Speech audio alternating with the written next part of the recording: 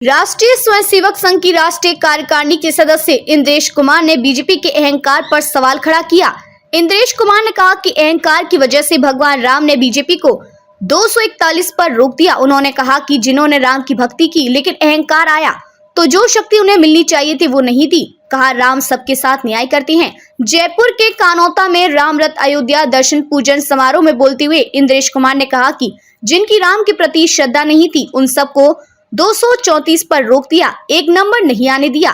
इंद्रेश कुमार ने अयोध्या में बीजेपी की हार पर भी तंज कसा। कहा कि बीजेपी प्रत्याशी लल्लू सिंह ने जनता पर जुल्म किए तो राम जी ने कहा तुम आराम करो। अभी इस 2024 में भी राम राज्य का विधान देखिए लोकतंत्र के परम में कैसा है।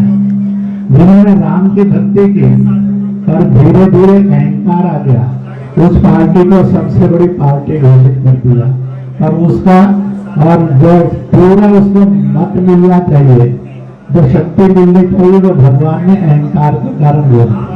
जिन्होंने राम का विरोध किया उनमें से किसी को भी शक्ति नहीं दी, सब मिलकर भी नंबर 1 इन्होंने नंबर 2 पर खड़े कर दिए। इसलिए प्रभु का न्याय बड़ा विचित्र नहीं है, बड़ा सत्य है, बड़ा आनंददायक है।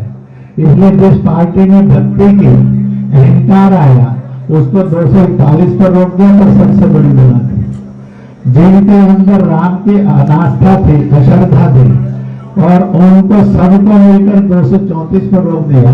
कहा तुम्हारी अनास्था का यही दंड तुम्हें है कि तुम सफल नहीं हो सकते। इसलिए जो राम की भक्ति करे तो निरअहंकार करे और जो राम का विरोध करे उसका अकल्याण अपने आप है, प्रभु ने बिगाड़ दिया। इसलिए लल्लू सिंह उसने जनता के ऊपर जुल्म किए थे।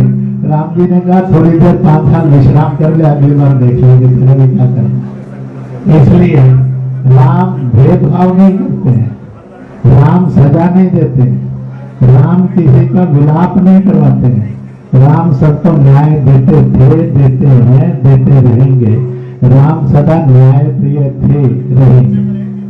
एक छोटी सी बात इस समय और कहूंगा, राम और सीता का प्रत्याग कहानी आपने क्या पढ़ी है मैं जानता नहीं, परंतु मैं सुना जरूर देता हूँ।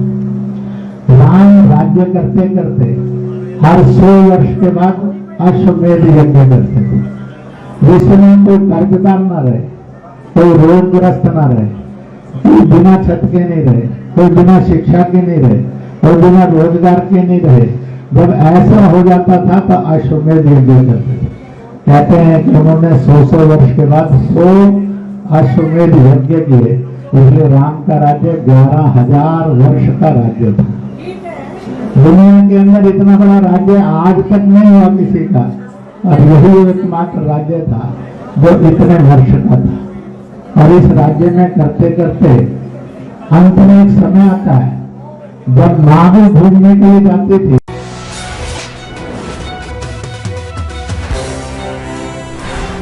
देश के सबसे बड़े सूबे की हर छोटी बड़ी खबर के लिए देखते रहिए उत्तर प्रदेश न्यूज़।